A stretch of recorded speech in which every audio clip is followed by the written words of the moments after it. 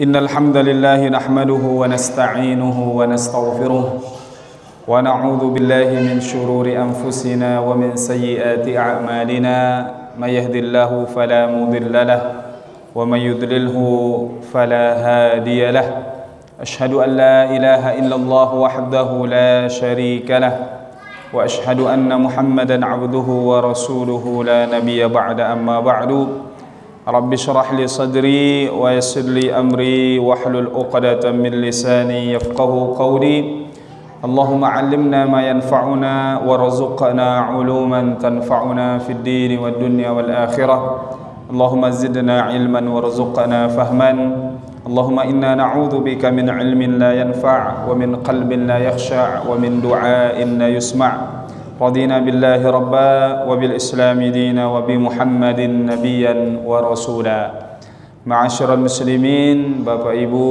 hadirin wal hadirat sidang jamaah salat maghrib Masjid Al-Kautsar yang dirahmati Allah Subhanahu wa taala, para orang tua kami, alim ulama, cerdik pandai, tokoh masyarakat, pengurus masjid dan seluruh jamaah yang hadir yang tak dapat kami sebutkan satu persatu.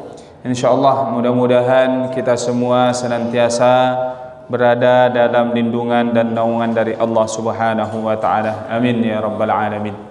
Alhamdulillah, bersyukur kita pada malam hari ini kembali dapat dipertemukan dalam keadaan yang baik, di majlis yang baik, di malam yang baik pula, Lailatul Jumu'ah Al-Mubarakah, di malam Jumat yang penuh dengan keberkahan. Mudah-mudahan sambil duduknya kita beriktikaf di rumah Allah Subhanahu wa taala ini, kita kemudian mendapatkan doa-doa dari para malaikat-malaikat Allah, diampuni dosa-dosa kita dan diberikannya rahmat dan kasih sayang Allah kepada kita insyaallah. Bersolawat kepada Rasulullah sallallahu alaihi wasallam dengan melafazkan Allahumma salli ala sayyidina Muhammad wa ala ali sayyidina Muhammad. Assalamu alayka ya Rasulullah. Mudah-mudahan senantiasa kita berpegang teguh kepada ajaran-ajaran baginda Rasulullah sallallahu alaihi wasallam sampai masa kita dipanggil untuk kembali kepada Allah Subhanahu wa taala. Bapak Ibu yang dirahmati Allah Subhanahu wa taala, nah, ini pertemuan pertama kita di tahun 2022. Nah, lumayan lama baru kita jumpa, setahun ya. Pertemuan terakhir di 2021. Nah, sekarang baru jumpa lagi di 2022. Mudah-mudahan dengan pergantiannya waktu ya, pergantiannya tahun ini menjadi iktibar, pelajaran bagi kita tentunya. Sebagaimana dalam suatu ungkapan dikatakan waddahru fi sarfihi ajibun. Sungguh dalam peredaran waktu itu, silih bergantinya siang dan malam itu, kalau kita renungkan, kita lihatkan adalah perkara yang menakjubkan ya. Lakinna ghaflatan nasi a'jabu. Tapi ada yang lebih mengherankan, menakjubkan daripada pergantian waktu ini atau apa-apa yang kita lihat di alam semesta ini. Apa yang lebih menakjubkan dari itu? Ghaflatan nas, kelalaian manusia. Maka manusia yang kita lihat dia lalai dari mempersiapkan akhiratnya, lupa kewajibannya kepada Allah. Nah, itu hal-hal yang sepatutnya mencengangkan bagi kita.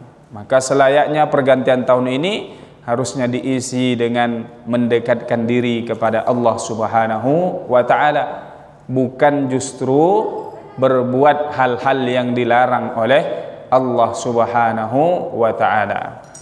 Bapak Ibu yang dirahmati Allah Subhanahu wa taala, melanjutkan kajian kita membaca ataupun belajar daripada guru kita Syekh Muhammad Nawawi Al-Bantani Al-Jawi pada kitab beliau Nasaihul Ibad, nasihat bagi hamba Allah Subhanahu wa taala.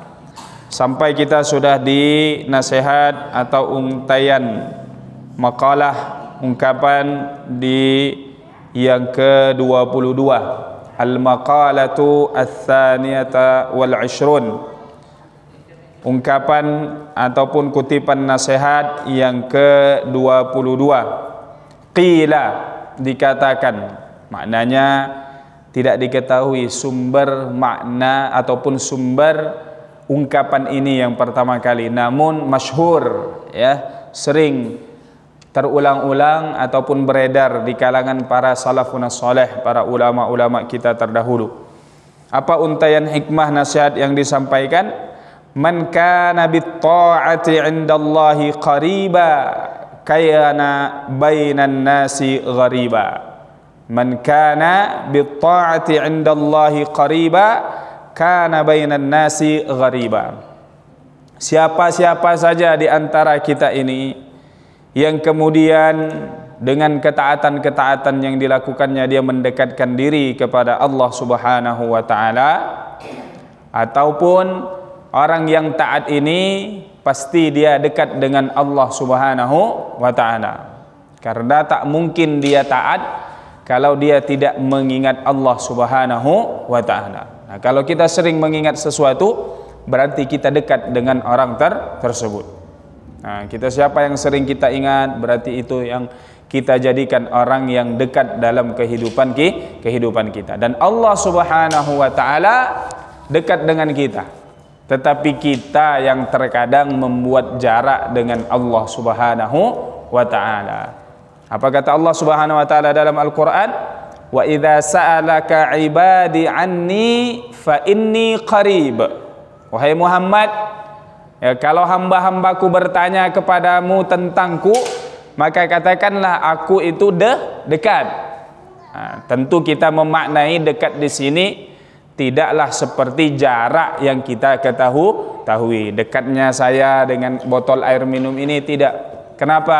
Karena Allah Subhanahu wa taala la yahullu makan.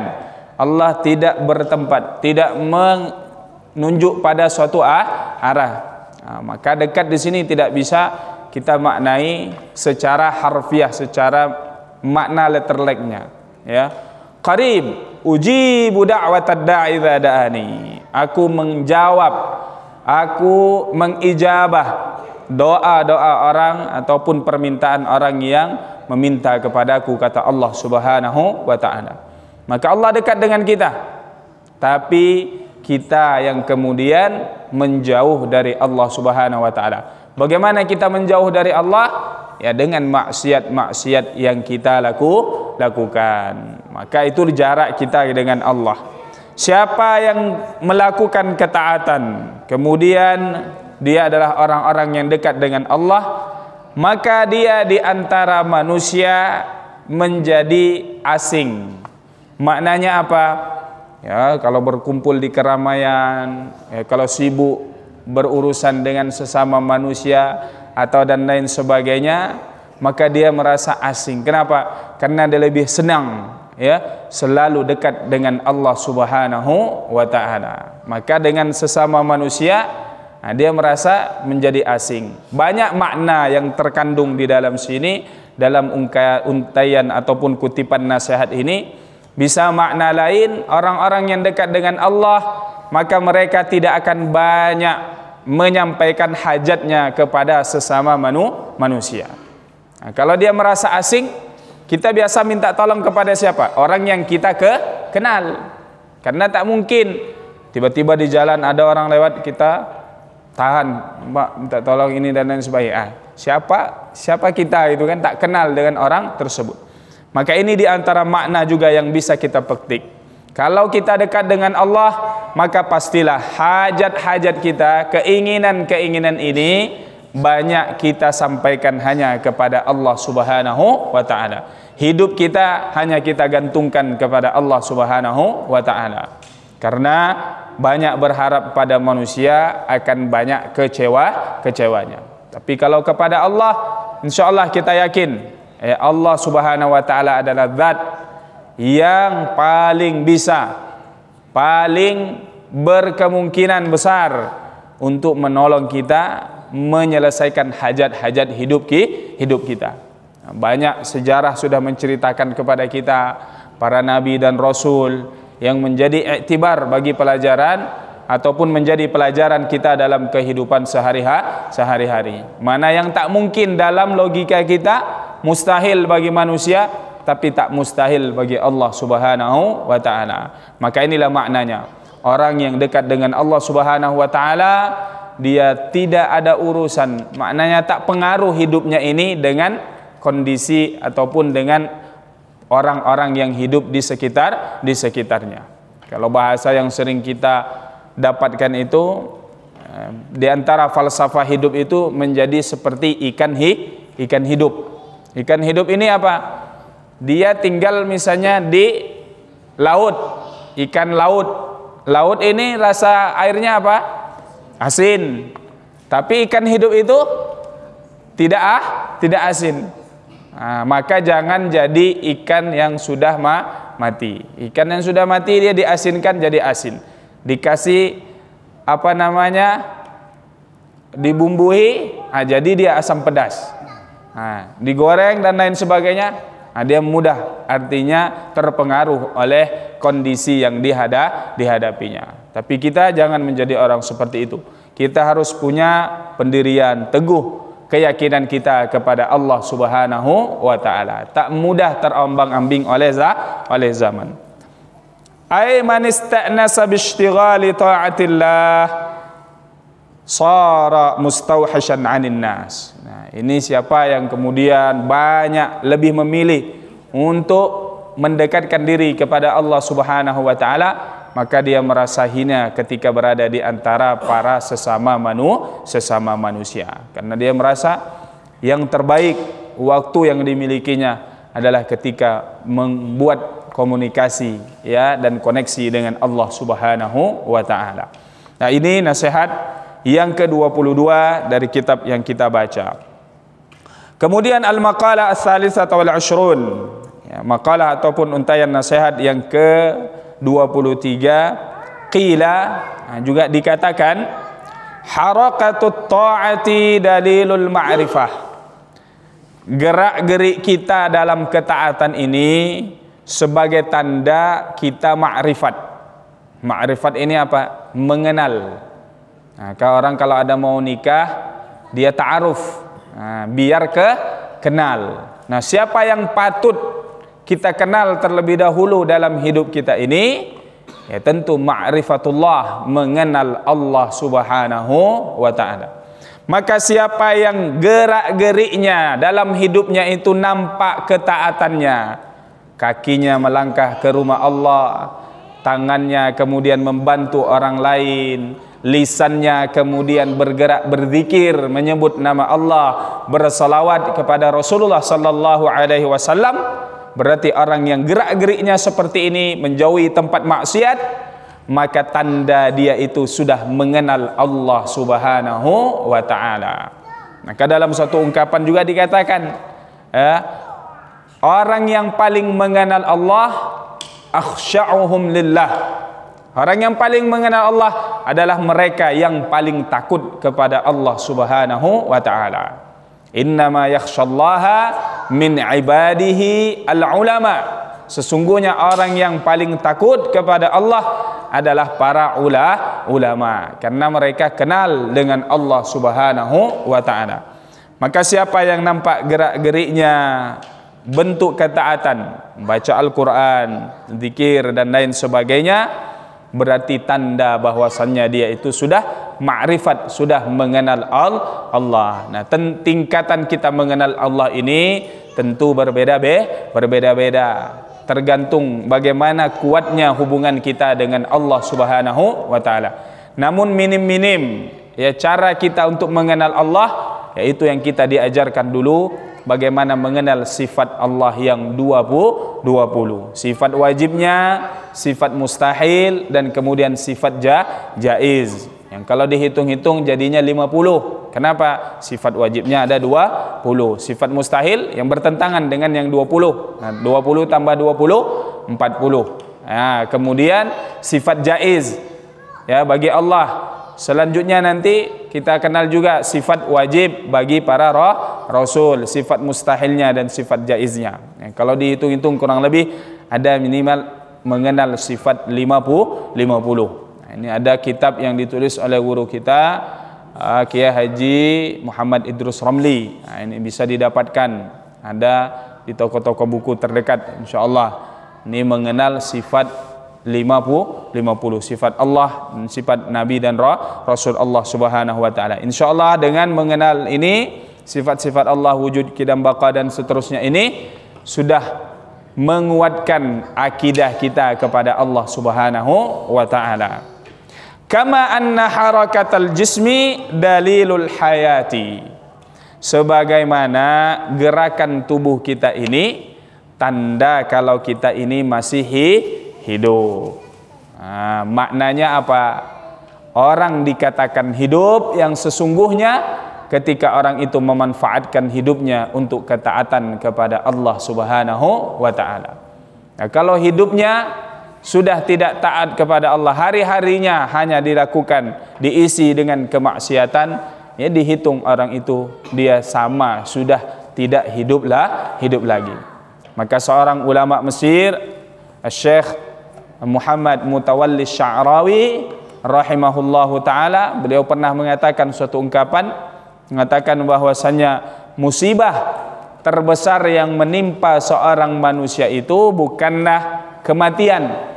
Kenapa? Karena kematian ini pasti menimpa semua dari kita. Tapi apa kemudian musibah yang terbesar menimpa seorang manusia? Adalah ketika hatinya sudah mati tetapi dia masih hidup. Maknanya ya, kalau orang sudah mati hatinya, dia tidak akan lagi ingat kepada Allah Subhanahu wa taala. Kenapa? Karena iman itu Allah tancapkan di dalam hati kita. Maka Rasulullah mengingatkan, menyampaikan kepada kita, ala inna fil jasadi mudghah. Dalam diri kita ini ada segumpal daging. Idza saluhat saluhal jasadu kulluh. Kalau dia baik, maka baik seluruh anggota tubuh kita. Wa idza fasadat fasadal jasadu kulluh. Kalau segumpal daging itu rusak, maka rusak seluruh anggota tubuh kita. Ala wahya al-qalb. Ketahuilah bahwasanya itulah yang disebut dengan hati. Nah, ini hati tak berwujud, tapi Rasulullah memberikan gambaran yang berwujud. Hati itu seperti jantung di dalam tubuh kita. Jantung bermasalah, timbul penyakit yang lain dan seterusnya. Maka begitu juga hati kita. Kalau hati kita rusak, ada iri hatinya, ada sifat dengkinya, ujub, sombong, takabur, riya.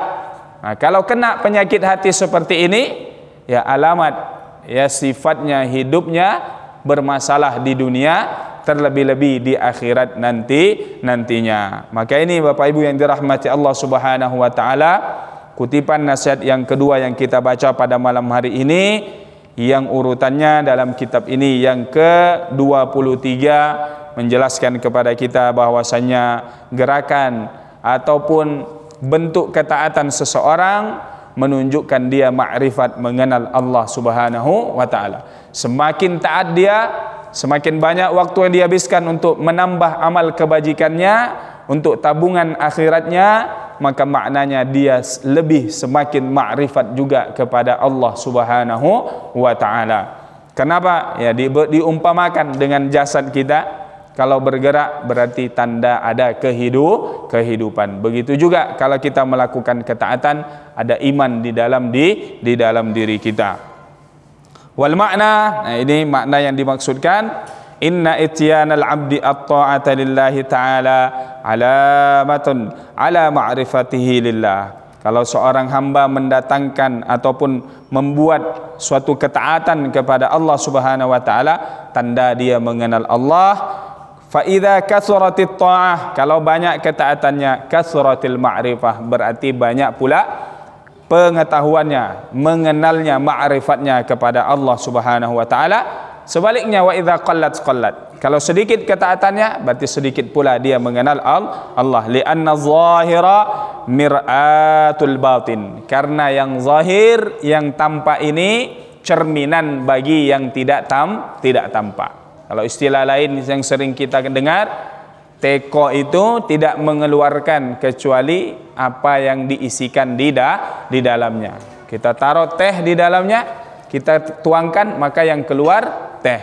Kita tambah dengan susu, jadi teh susu. Kita tuangkan, yang keluar teh susu. Begitu juga apa yang ada dalam diri kita akan nampak tercermin lewat tingkah laku, tutur kata kita dalam kehidupan sehari-hari. Maka siapa yang ingin memperbaiki zahirnya, yang nampak, yang berwujud ini, maka perbaiki batinnya yang tak nampak. Tapi kita terkadang hanya pandangan kita ini tertuju kepada yang zahir saja, yang nampak saja. Ada orang yang diberi kelebihan harta, kemudian kenikmatan hidup, seolah-olah yang kita nampak, kita lihat itu sudah menjadi tanda dia diberikan kebahagiaan ataupun menjadi tanda dia dicintai oleh Allah Subhanahu wa taala. Padahal belum tentu.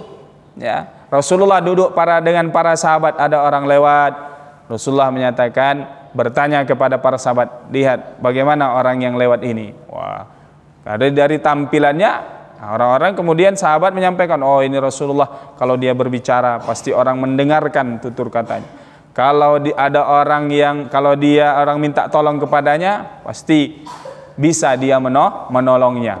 Nah, datang orang kedua dengan penampilan yang biasa-biasa saja, dengan kesederhanaannya, berbeda pula penilaian para sahabat. Apa kemudian kata Rasulullah? Sungguh orang yang kedua ini lebih tinggi kedudukannya daripada orang yang pertama. Maka tidak mudah-mudah kita menghakimi seseorang hanya dari penampilan saja. Banyak sekarang orang yang tertipu karena penampilan, ataupun dari kalau bahasa kita sekarang ini memperlihatkan hanya bagian daripada zahir saja, karena ada keinginan ataupun ada hajat yang tersembunyi di balik hal tersebut. Ada udang di balik bakwan, ada keinginan, maka dia menyampaikan ataupun memperlihatkan apa yang bisa menipu orang dari penampilan dari kata-katanya. Orang banyak bisa berbicara di depan orang, bisa menyihir, dengan kata-katanya, bisa membuat orang terpengaruh dan lain sebagainya. Padahal tidak seperti itu kenyataan atau fakta yang terjadi yang sesungguhnya. Maka ini Bapak Ibu yang dirahmati Allah Subhanahu wa taala, maka mudah-mudahan dengan bergeraknya lisan kita, melangkahnya kaki kita, bergeraknya anggota tubuh kita melakukan ketaatan ini, nanti kelak inilah yang akan menjadi saksi di hadapan Allah Subhanahu wa taala. Kemudian yang ketiga atau untayan nasihat yang ke-24 urutannya, qala Nabi sallallahu alaihi wasallam. Ini dari hadis Nabi sallallahu alaihi wasallam. Seperti yang kita sampaikan di awal-awal mengkaji kitab ini, bahwa isi dari nasihat-nasihat yang ada di sini tidak hanya dari hadis Nabi, tapi ada untayan nasihat dari para sahabat-sahabat Rasulullah, para tabi'in, para orang-orang salafun saleh, ahlu hikmah, yang perkataan mereka mengandung makna dan mengandung nasihat. Aslu jami'il khataya hubbud dunya. Pokok daripada kebanyakan nasihat, kebanyakan kesalahan, atau asal muasal kita banyak melakukan kesalahan ini, apa sebabnya? Hubbud dunya, cinta pada kehidupan dunia. Ada juga dalam riwayat lain, dalam redaksi yang berbeda, Rasulullah sampaikan hubbud dunya ra'su kulli khati'ah. Cinta pada dunia awal pangkal dari kebanyakan dosa yang dilakukan oleh manusia. Cinta pada kehidupan dunia.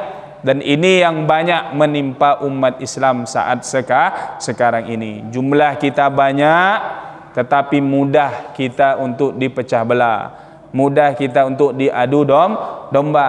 Kenapa? Karena penyakit diantaranya adalah penyakit wahan yang disebutkan oleh Nabi, hubbud dunya, cinta pada kehidupan dunia, wa karahiyatul maut, dan kemudian membenci kematian. Maknanya tidak suka ataupun takut dengan yang namanya kematian. Maka Rasulullah pun menyampaikan dalam riwayat ini, asal muasal kebanyakan dosa yang kita lakukan karena dalam hati kita ini ada sifat cinta dengan kehidupan dunia, lebih mementingkan dunia yang fana daripada akhirat yang kekal dan abadi. Wa hiya ma zada 'anil hajati. Makna daripada cinta pada dunia ini mengambil hal-hal yang lebih daripada kebutuhan kita. Wa aslu jami'il fitani man'ul usyri waz zakati. Dan asal muasal dari kebanyakan fitnah yang terjadi, huru-hara yang terjadi, di antara sebabnya juga adalah karena adanya orang-orang yang melarang ataupun tidak mau membayar zakat. Nah, ini sebenarnya juga titik poin dari permasalahan umat yang ada, yakni masalah kemiskinan. Nah, kalaulah seandainya semua orang-orang kaya dari umat Islam ini sadar akan adanya hak ya 1/10 dari hasil panen yang didapatkan, ya, sawitnya, kemudian karetnya, kemudian ladang sawah dan lain sebagainya, ataupun zakat harta dan penghasilan dan lain sebagainya yang didapatkan. Kalau semuanya sadar untuk mengeluarkan zakatnya ini, maka insya Allah akan banyak orang yang terbantu. Nah, sekarang di antara sebab kriminal, kemudian sebab kekacauan dan lain sebagainya, banyak yang menjadi faktornya adalah karena materi, karena harta. Nah, maka orang-orang kaya ini akan mendapatkan ya hukumannya, nanti akan mendapatkan pertanggungjawabannya karena menjadi penyebab di antara kerusuhan ataupun permasalahan yang ada di tengah-tengah masyarakat kita. Nah, kita pernah ya dalam sejarah umat Islam ketika khalifah ataupun kekhilafaan ini dipimpin oleh Umar bin Abdul Aziz, yang pada saat itu umat Islam mencapai kejayaannya, bahkan dikatakan 2/3 dari bumi ini itu dikuasai oleh umat Islam. Ya, kekayaan negara atau baitul mal itu sampai ya tidak berkurang, nah, terus bertambah. Kenapa? Karena masyarakat muslim hidup dalam kondisi yang sejahtera. Bahkan susah mencari orang mustahik zakat, orang yang berhak mendapatkan zakat dari asnaf yang 8 itu, fakir, miskin, kemudian fisabilillah dan lain sebagainya, tidak ada dikategorikan orang yang berhak ya, karena semuanya hidup dalam kondisi sejahtera. Apa di antara sebabnya? Ya karena orang-orang kaya yang hidup pada saat itu kemudian membayarkan zakatnya. Sekarang ini sudah banyak lembaga-lembaga amil zakat yang ada. Kita punya Baznas, kemudian ada Lazismu, kemudian ada apa lagi? Lembaga-lembaga zakat yang ada. Nah, kita tinggal datang, kita sampaikan, saya punya kebun seperti ini, penghasilannya seperti ini, saya punya harta ini dan lain sebagainya.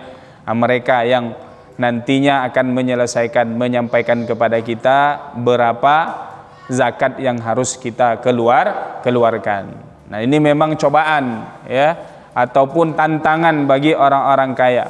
Karena begitu kalau hartanya masih sedikit, dihitung-hitung hanya ratusan ribu misalnya keluar. Begitu semakin banyak hartanya, udah jutaan. Lebih banyak lagi, udah ratusan juta yang harus dikeluarkan. Nah, disitulah timbul kemudian bagaimana bisa ya mengalahkan hawa nafsunya untuk menyimpan hartanya daripada bagaimana mengeluarkan untuk memberikan orang-orang fakir miskin haknya daripada harta yang dimiliki. Maka ini disampaikan oleh Nabi kita Muhammad SAW bahwasanya di antara penyebab banyaknya fitnah-fitnah yang terjadi, banyaknya huru-hara yang terjadi di tengah masyarakat adalah karena ada orang-orang yang kemudian tidak mengeluarkan zakat, atau bahkan ada orang-orang yang melarang. Ini terjadi di zaman Abu Bakar As-Siddiq radhiyallahu anhu wa arda. Begitu wafatnya Rasulullah, ada orang-orang yang tidak mau membayar zakat, bahkan ada orang yang melarang Maka apa yang dilakukan Abu Bakar? Abu Bakar As-Siddiq memerangi orang-orang tersebut karena tahu apa efek dibalik kalau seandainya orang-orang tidak menunaikan dan membayar zakatnya. Ini bentuk membersihkan harta kita, ya, membuat harta kita ini semakin berkah. Wa hadza min 'atfil 'ami 'alal khas. Ya, ini kalau dalam kaidah bahasanya menyandarkan yang khusus kepada yang umum, karena al-ush 1/10 itu hanya bagian zakat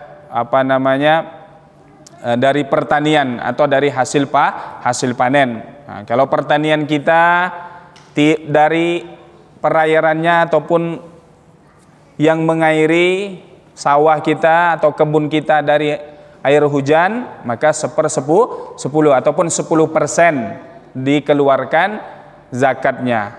Tapi kalau dengan irigasi, dengan mengeluarkan biaya atau airnya itu ya dialirkan, ya bukan dari air hujan, maka 5% yang keluar daripada hasil pertanian ataupun hasil kebun yang kita kelola tersebut ketika kemudian sudah datang masa panennya. Wazakah, maka zakat ini sini umum, tidak hanya pertanian saja, tetapi menyangkut yang lain. Maka ini maknanya khusus 1/10 itu disandarkan kepada zakat secara umumnya. Li'annal usyru khasun birzuru', ini yang kita sebutkan tadi. Wazakatu syamilatun lidzalika wa li zakatin naqd, ya, wal an'am wa li zakatil badan. Mencakup semuanya. Zakat harta benda atau kekayaan kita, kemudian dari hewan ternak, kemudian zakat badan kita sendiri, yakni zakatul fitrah yang kita keluarkan. Nah, ini Bapak Ibu yang dirahmati Allah Subhanahu wa taala, untayan nasihat yang ketiga yang kita baca pada malam hari ini. Yang terakhir, al-maqalah al-khamisah wal 'ashrun. Untayan nasihat maqalah ungkapan yang ke-25 atau yang keempat malam hari ini kita baca. Kila, dikatakan, al-muqirru bit-taqsir, orang yang sadar akan kekurangan dirinya dalam beribadah. Dia tahu ibadahnya tak seberapa, banyak masih kelalaian yang dilakukannya, ya, yang wajib bahkan terkadang masih lalai, ya. Artinya tidak memberikan sebagaimana semestinya, berkurang dari nilai pahalanya, dari kualitasnya, ya. Abadan mahmudun, maka orang yang seperti itu, ya, dia dicintai oleh Allah Subhanahu wa taala. Kenapa? Karena dia tahu diri, sadar. Nah, ada orang ibadah tak seberapa, tak tahu diri, tak sadar dia, tak menyadari akan kekurangannya. Wal iqraru bit taqsir alamatul qabuli. Lalu kemudian ketika sudah menyadarinya, lalu kemudian dia dia bersedih, ya, dari apa kemudian kekurangan-kekurangan yang diperbuatnya itu menjadi tanda kalau amalnya itu diterima oleh Allah Subhanahu wa taala. Amal-amal yang sedikit yang tidak seberapa itu, kalau kita kemudian, ya, menyesali dari kekurangan-kekurangan kita itu, maka tanda amal-amal yang kita lakukan walaupun tak seberapa itu insyaallah qabul, diterima oleh Allah Subhanahu wa taala. Li'annahu isyaratun ila adamil ujubi au ajabi wal kibari. Karena dengan demikian kita sadar kekurangan kita, berarti tahu ibadah kita ini belum seberapa, maka hilanglah sifat sombong, sifat takabur dalam diri kita. Kalau hilang takabur, insyaallah itu lebih baik. Nah, maka dalam ungkapan lain dikatakan, dosa, maksiat, kesalahan yang kita perbuat kemudian membuat kita datang menghadap Allah, menyesalinya, kemudian mendekatkan diri kepada Allah dengan taubat dan istighfar kita, itu jauh lebih baik daripada ketaatan yang kita perbuat kemudian memunculkan sifat ujub, sifat sombong dalam diri kita. Kenapa? Karena amalan kita menjadi haba'an mansura, menjadi sia-sia karena kesombongan yang kita lakukan, sifat sombong daripada membanggakan amal yang kita perbuat. Padahal apa? dalam suatu riwayat disebutkan arba'atun au alamatus syaqawati arba'atun, kata baginda Rasul, tanda-tanda orang akan binasa sengsara itu ada 4. Satu di antaranya dzikrul hasanatil madiyah wa hiya indallah wa huwa la yadri aqbilat amruddat. Orang yang selalu mengingat-ingat kebaikannya yang pernah dilakukannya, padahal tidak ada yang menjamin, tidak ada yang tahu amalannya itu diterima atau ditolak oleh Allah Subhanahu wa taala. Nah, kita kira-kira sholat maghrib tadi ini ada nggak kita dapat notifikasi atau dapat SMS? Nah, selamat ibu, bapak, sholat maghrib Anda diterima hari ini. Tidak ada. Tak pernah kita lihat catatan amal kita. Karena sekarang ini kita masih dalam suasana ujian. Selama kita hidup ini, sejak kita lahir, akil balik sampai kita wafat, itu seluruhnya adalah ujian. Maka kapan kita menerima hasilnya? Nanti ketika sudah di pengadilan akhirat. Maka jangan kita mengingat-ingat pahala-pahala ataupun mengingat kebaikan-kebaikan kita. Karena apa? Karena nanti akan menimbulkan, wah, sudah banyak amalan saya ini.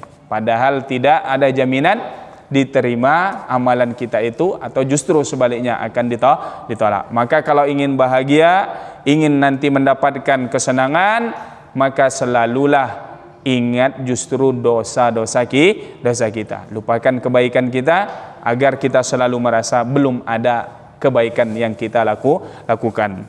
Nah, ini 4 nasihat yang kita baca pada malam hari ini, mudah-mudahan yang menambah keyakinan kita, kekuatan kita dalam beribadah kepada Allah Subhanahu wa taala, yang insyaallah kesemuanya ini ya mengingatkan kita akan kehidupan akhirat ya. Karena memang kitab ini, buku ini sendiri, judul aslinya adalah Al-Munabbihat 'alal Isti'dad Liyaumil Ma'ad.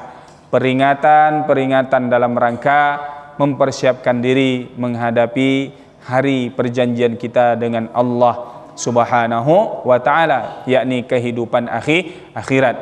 Nanti pasti kita akan mempertanggungjawabkan seluruh amal yang kita perbuat. Ini saja Bapak Ibu yang dirahmati Allah Subhanahu wa ta'ala. Berapa menit lagi Isya? Ada 10 menit. Silakan jika ada hal-hal yang perlu dipertanyakan terkait apa yang kita sampaikan di antara 4 kutipan nasihat yang kita baca pada malam hari ini, nasihat ke-22, ke-22, 23, 24 dan 25. Silakan Bapak Ibu jamaah sekalian yang dirahmati Allah, jika ada pertanyaan yang ingin ditanyakan.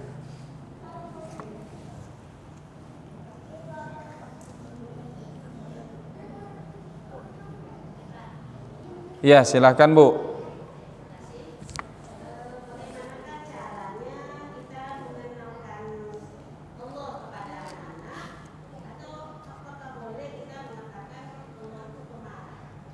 Allah itu pemarah. Okay.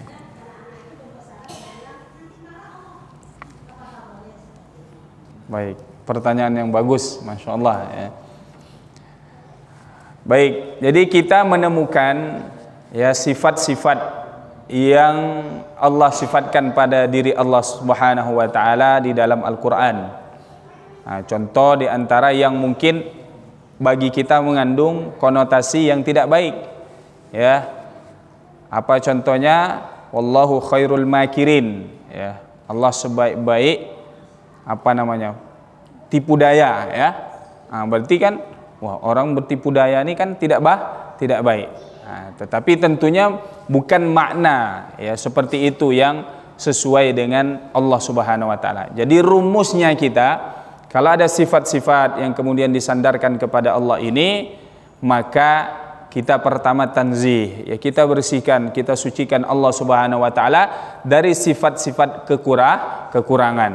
Maka kalau kita menemukan dalam Al-Qur'an ayat-ayat yang mutasyabih, ayat-ayat yang punya beberapa pandangan makna, ya, tangan Allah, wajah Allah dan lain sebagainya, maka kita tidak boleh menyamakan tangan, wajah kemudian yang sesuai dengan apa yang kita ketahui. Wallahu khilafu dzalika. Allah terlepas daripada itu. Nah, adapun misalnya contoh ya menyebut ya Allah Al-Muntaqim, juga ada memang sifat Allah itu pembalas ya. Yang artinya kalau ada orang-orang yang melakukan kemaksiatan, menzalimi orang lain, maka Allah akan mendendam kepada orang-orang yang seperti ini. Dan juga disebutkan Allahu syadidul iqab, Allah itu siksaan Allah amatlah pedih.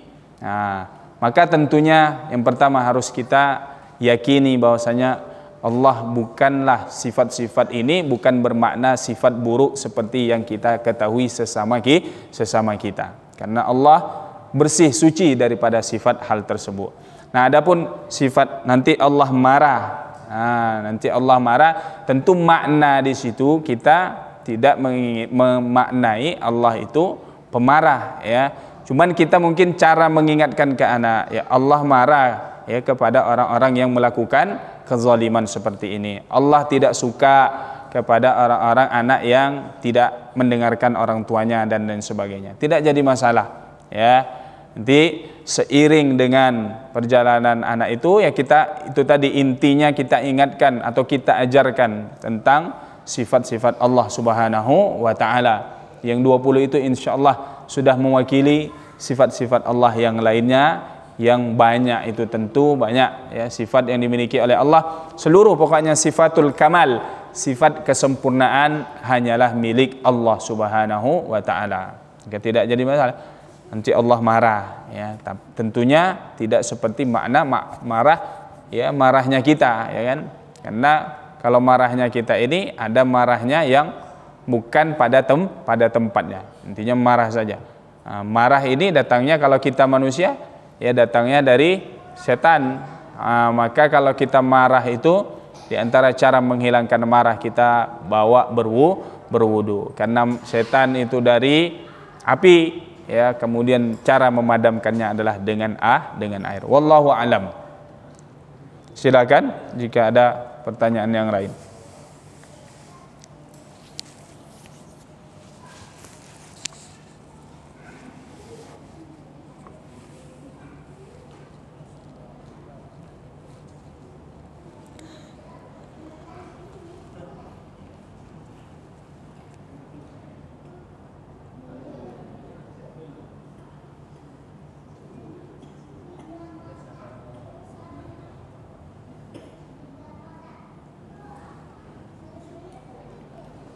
Tidak ada pertanyaan?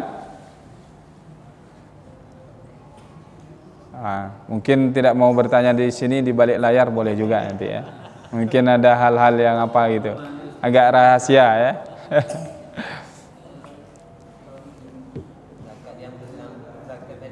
Ya. Yang 10% yang biasanya kalau zakat fitrah kita cuma 2,5% Ya.